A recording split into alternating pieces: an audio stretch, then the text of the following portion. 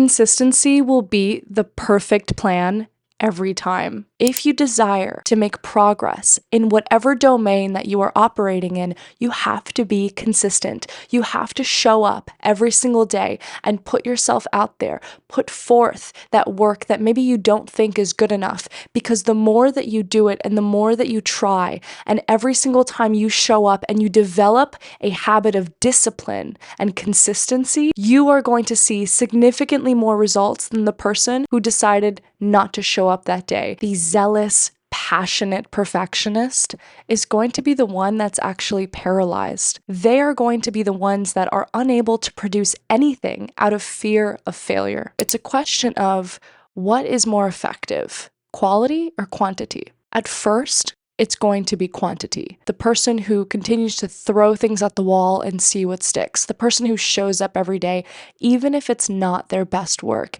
even if it's not 100%, even if they don't feel like it is the best representation of their intellect or their ability or their skill set, they are learning from the doing. And in and of itself, that iterative process, they're figuring out what is effective and what perhaps is less effective. And so instead of this tumultuous stop and start out of fear for not doing the quality of work that they desire and always going back to square one, or perhaps not even starting at all, the zealous, passionate perfectionist is going to be the one that's actually paralyzed. They are going to be the ones that are unable to produce anything out of fear of failure. The ones who end up coming out on top might not be the smartest, might not be the most talented. They are simply the ones that keep on trying. Consistency is going to cost you your comfort. Progress and success is going to cost you your comfort. You have to get over the fear of being seen and being heard in an imperfect form, because you are human. And unfortunately, we cannot translate our brain directly to the page yet.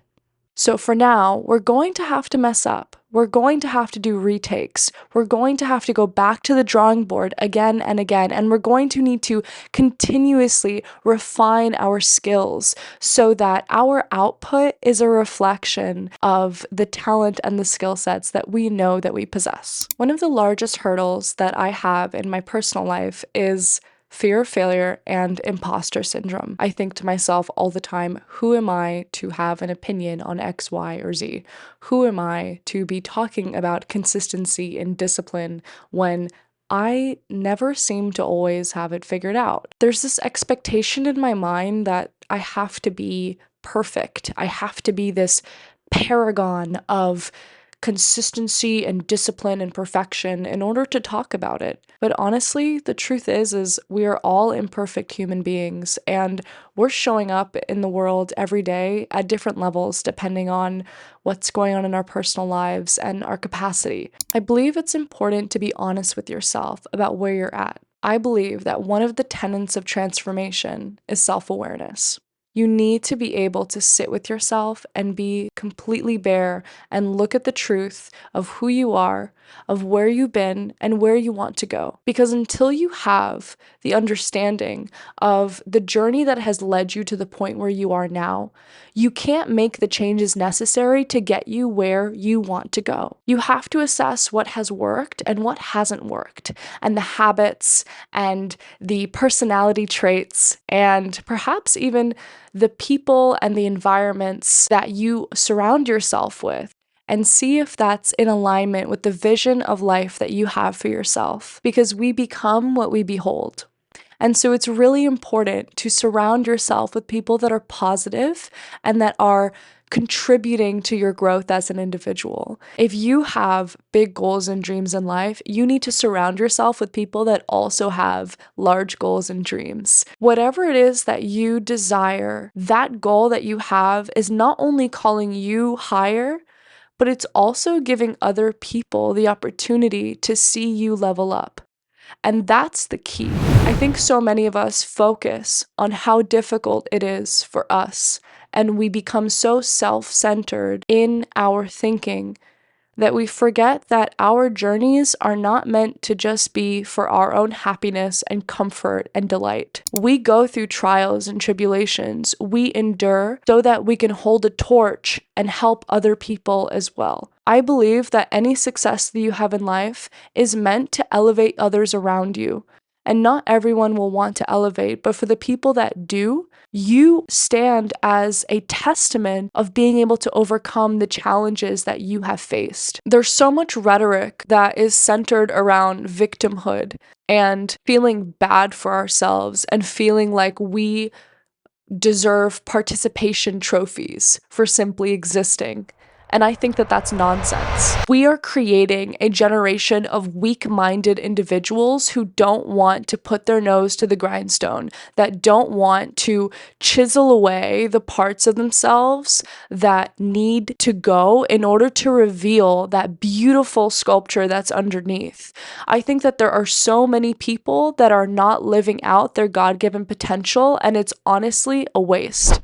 I think this conversation is especially important for women because there's this idea that it's important to give yourself grace and to be easy on yourself and to not push yourself too hard because, after all, you're just a girl. I think that we are giving ourselves a cop-out. It is so fulfilling to show up for yourself and to do the things that you say that you're going to do. It is so rewarding to be able to have integrity with oneself. And when you set a goal, actually see yourself making continuous progress towards achieving that goal.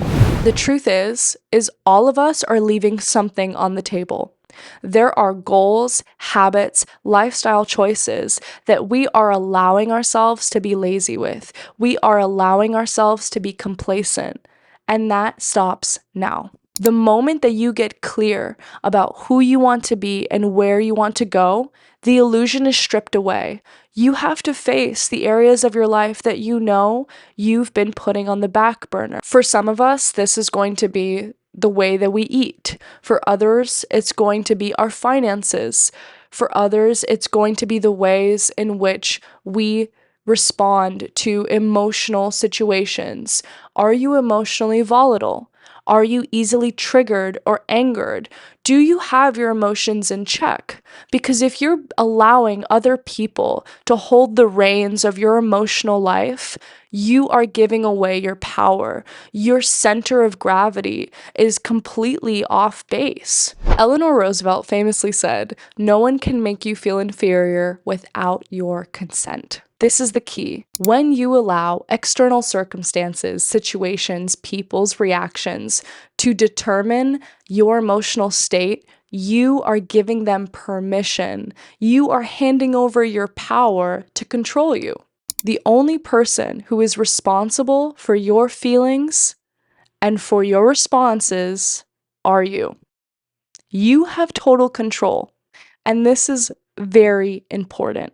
Because if we are going to be adults and healthy ones and emotionally healthy ones, we have to recognize that no one is the puppeteer master behind the scenes, that we have full responsibility for how we speak and operate in the world.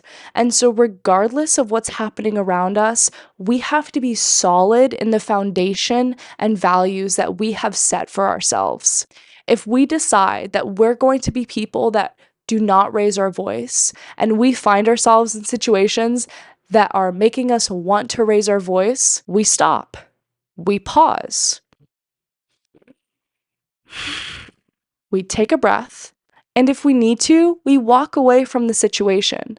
Because we're not going to allow ourselves to be disrespected and devalued, and we're not going to let it move us from our position of confidence and security. We are not going to allow the emotional states and the dysregulation of the people around us to move us from our center. So regardless of how that person is speaking to you, you stay consistent. You stay the same.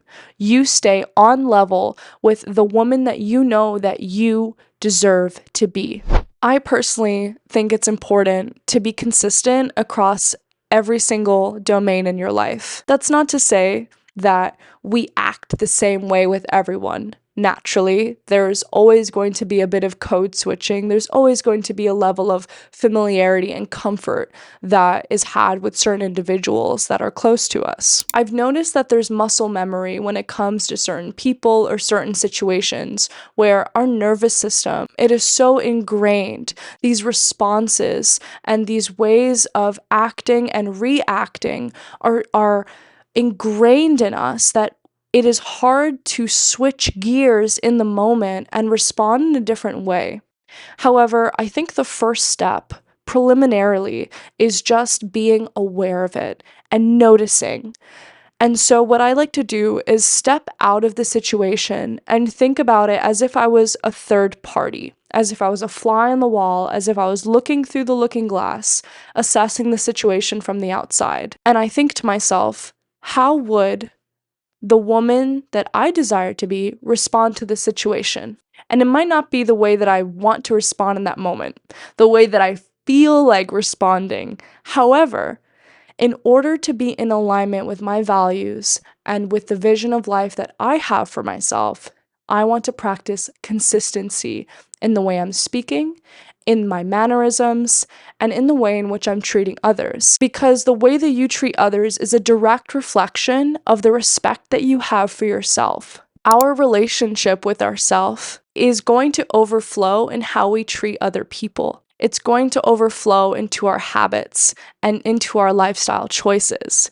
If we don't respect and value ourselves and our time, how can we expect anyone else to? I think it's remarkably important to remain teachable. There's a famous saying that says you're better off being a small fish in a big pond than a big fish in a small pond. So if you walk into a room and you think automatically that you're the most intelligent, most knowledgeable, most successful person there, you're probably walking into the wrong rooms. You want to surround yourself with people that humble you.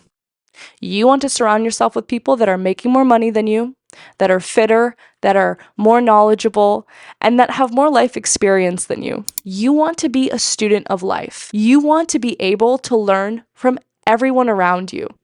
And I mean literally everyone. The person checking you out at the grocery store might know something that you don't. The person who's making your coffee at the coffee shop, perhaps this is their small business and they know a great deal about small business loans. And that might be an area in which you're not as familiar with. Regardless of where you are in life, whether you're 25, 45, or 85, you're never going to know everything. And even if you consider yourself an expert in your field, there's always going to be someone who's slightly more expert than you are. There's always going to be areas that you lack. It's wonderful to be able to supplement your understanding with the people in your circle. But if you're too afraid to take the first step, if you're too afraid to introduce yourself, to walk into a room that might feel a little intimidating, to put yourself out there, to publish that book, to put yourself in positions where you are an amateur once again, then you're going to remain stuck where you're at. You're going to remain capped off at the ceiling because you're not considering the more that is available to you. We don't desire growth simply for the sake of achievement and accolades. We desire growth because it is part of our soul's blueprint. We are created for continuous evolution and continuous becoming. It is so fulfilling to be able to finish your day, lay down in bed, and know that you gave it your all. And I think all of us know deep down when we've left something on the table, when we've allowed ourselves to grow complacent or lazy, or we just truly didn't give it our all.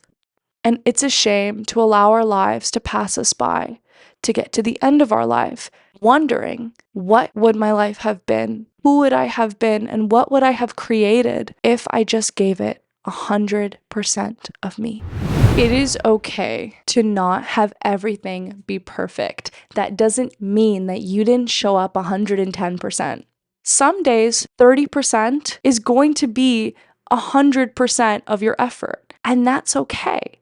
And that's something that I had to learn because I thought that getting fit and healthy and eating well meant that I had to have the perfectly curated workout plan and have everything together and eat the perfect meal and meet my macros to the T. And yet, that's realistically not what it looked like. What it looked like was going to the gym even when I didn't feel like it, even if it meant just a 30-minute workout. It meant taking a longer walk on the days in which I couldn't bring myself to lift. It meant choosing alternatives for when I wanted something that was less than healthy. So it's finding what works for you, because ultimately you're not going to get it 100% every single time. And more often than not, you probably won't. But the cumulative effects of showing up and trying your best, even if it's not perfect, that will have a significantly, I dare even say exponentially larger effect than if you were to not show up at all. Stop waiting for the perfect opportunity, for the perfect plan, to have it all figured out, to have everything perfect and laid out. Life isn't crisp lines in a letterhead. You're not going to have all the pages laminated and color-coded all the time. You might have to do it messy. You might have to do it slightly unprepared. And from those mistakes and trial and error, you will develop systems to optimize your process. So stop being so hard on yourself. Understand that you are a human being with unlimited potential, and that today is the best day to start.